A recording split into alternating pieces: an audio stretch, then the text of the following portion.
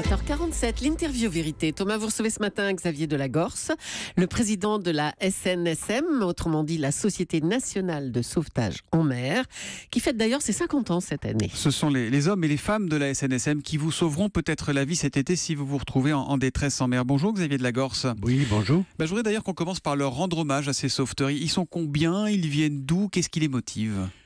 Écoutez, ils sont 7000 et qu'est-ce qui les motive?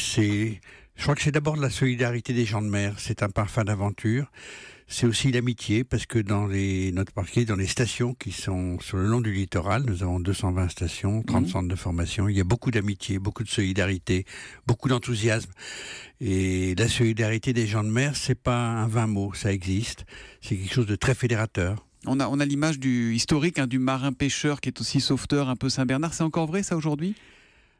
Alors au départ, les sauveteurs en mer, c'est venu de la solidarité des pêcheurs vers les pêcheurs. C'est-à-dire c'est l'entraide en mer. Voilà, c'est l'entraide en mer, ce qu'on appelle la solidarité de secours.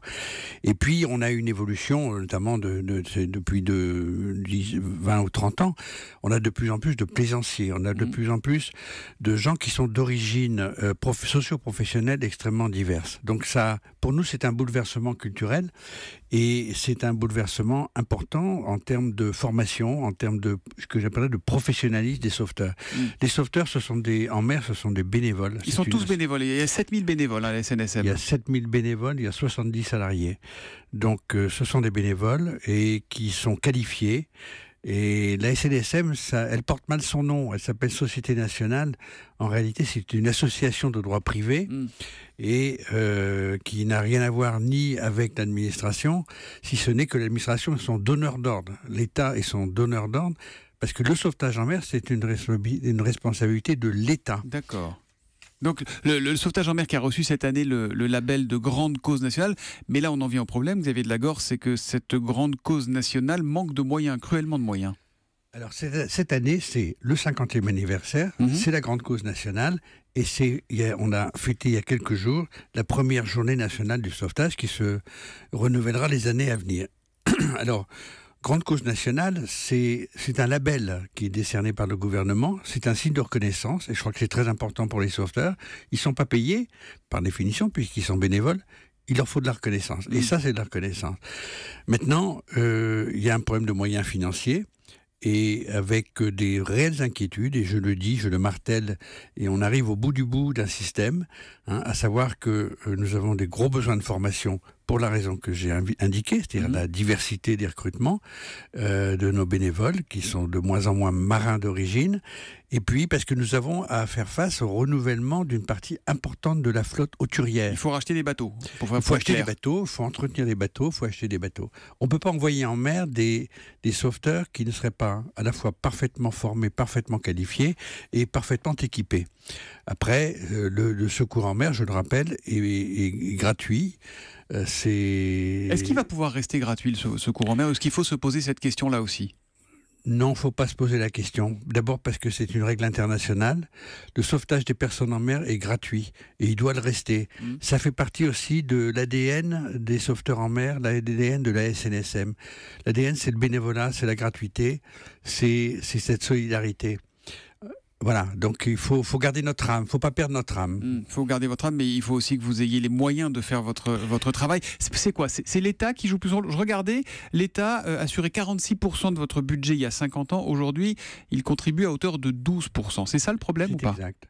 Alors, c'est une partie du problème. L'État s'est désengagé alors que c'est une mission d'État. Le sauvetage en mer, c'est une mission régalienne. L'État s'est désengagé, il y a eu un effort qui a été fait sous le gouvernement de M. Valls, mais on s'est arrêté à mi-chemin. Moi, ce que je demande aujourd'hui à l'État, c'est d'assumer sa responsabilité, la responsabilité, en portant sa participation au budget des sauveteurs en mer à 25% au lieu de 12%, comme l'avait préconisé à l'époque Mme Guittet à la demande de M. Valls. Le vrai problème, ou la vraie source de financement, elle n'est pas là. La vraie source de financement durable, elle est auprès de ces dizaines de millions de personnes qui fréquentent le littoral.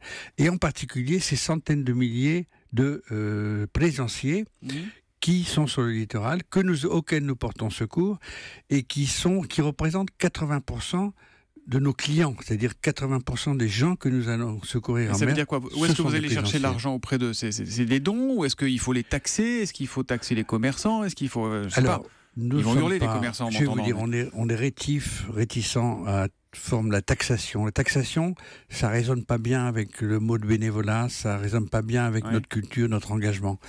Mais en revanche, il faut de la solidarité.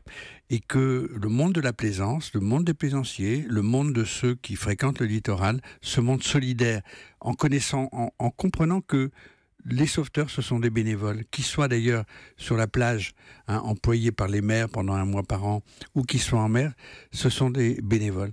Donc on peut, je pense, sur la base de la solidarité, arriver avec des petits montants et une grande assiette. Et par exemple, Xavier de la Gorce, il se murmure que vous pourriez récupérer une taxe de séjour de 5 centimes par nuitée dans les hôtels du littoral. Est-ce que ça, le gouvernement y est favorable? Est-ce que ça réglerait vos problèmes? Alors, écoutez, je dis pas de taxe vers les plaisanciers, pas de taxe. Bon.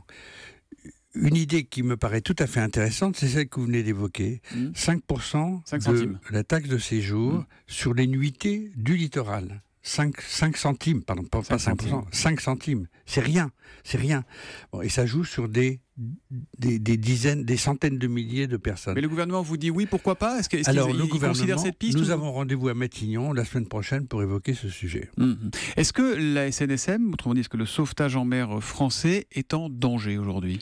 Est-ce qu'il risque de disparaître si vous n'avez plus les moyens, comme vous le disiez, de former, ce qui est fondamental, de racheter des bateaux, etc.? Non, il ne risque pas de disparaître parce qu'il n'y a pas d'alternative. Et un jour, il faudra que l'État et chacun prenne ses responsabilités.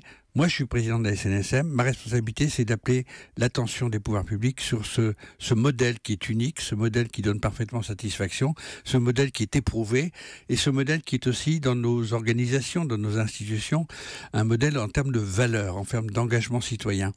Donc, la SNSM ne disparaîtra pas, mais la SNSM peut se trouver en difficulté. Et l'alerte, ce sera quoi? L'alerte, ce sera le jour où on aura un accident, ou le jour où on sera obligé de suspendre l'activité d'une station. C'est ça l'alerte. Et l'accident, on l'a déjà eu. On l'a déjà eu à La Réunion, il y a 2 ans.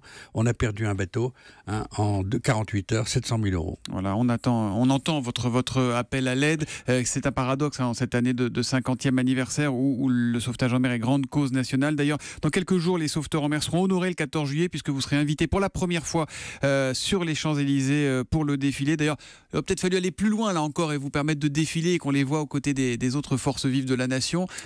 Pour la prochaine fois. Le sauveteur en mer défilé, c'est un peu compliqué pour lui, mais en revanche, qu'il soit présent en face de la tribune du président de la République et du gouvernement, c'est un très beau signe de reconnaissance. Alors, on a beaucoup d'auditeurs qui réagissent pendant que vous nous parlez. Mister Négatif avec le hashtag un matin. À nous de les sauver, donnons. Elsa Grangier qui nous écrit à nous de sauver les sauvetages en mer, donnons pour les sauveteurs en mer. Et c'est vrai qu'on peut faire chacun un don, même tout petit, sur le site jesoutiens.snsm.org.